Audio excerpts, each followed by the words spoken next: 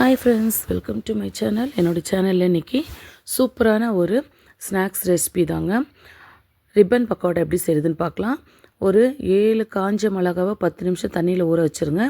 அது கூட ஒரு 6 பல் பூண்டு, இது ரெண்டையுமே மிக்ஸி ஜாரில் நைஸாக அரைச்சிக்கலாங்க. கொஞ்சம் தண்ணி ஊற்றி நல்லா நைஸாக அரைச்சி எடுத்துக்கோங்க. இப்போ ஒரு பவுலில் அது ஊற்றிக்கிங்க. ஒரு 1.5 டம்ளருக்கு அப்படி தண்ணியை மிக்ஸ் பண்ணி அந்த தண்ணியை ஊற்றிக்கலாம்.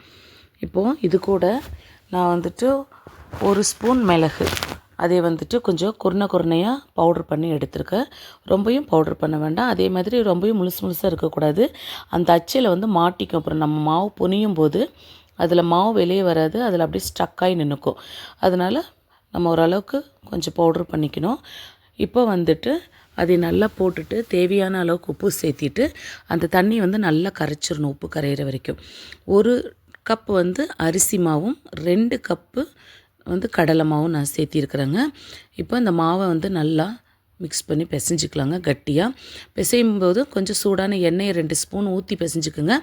இல்லை உங்களுக்கு வீட்டில் பட்டர் இருந்தால் அந்த பட்டரும் கூட நீங்கள் எடுத்து அதில் போட்டு பிசைஞ்சிக்கலாம். நல்லா சாஃப்டாக ஒரு பட்டர் போட்டிங்கன்னா நல்லா சாஃப்டாக வரும்.